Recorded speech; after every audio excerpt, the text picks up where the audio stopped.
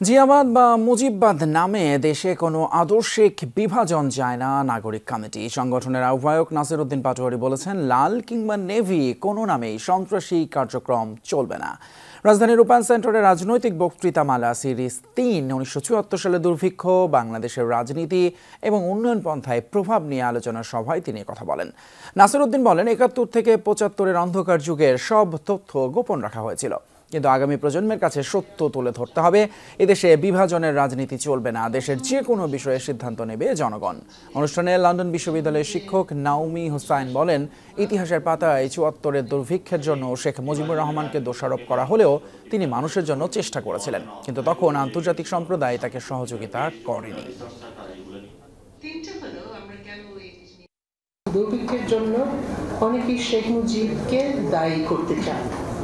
নিশ্চিতভাবেই আওয়ামী লীগ সরকার জনগণের নিরাপত্তা দিতে ব্যর্থ হয়েছে।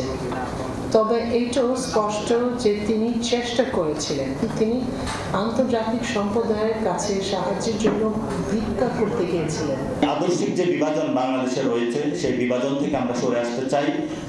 বিভিন্ন জিয়াবাদ বলুন, মুজিববাদ বলুন, আমরা কোনো বাদ বাংলাদেশে চাই না। আমরা বাংলাদেশ শুধু একটি বিষয় বসেছি, সেটা হলো বাংলাদেশের জনগণ।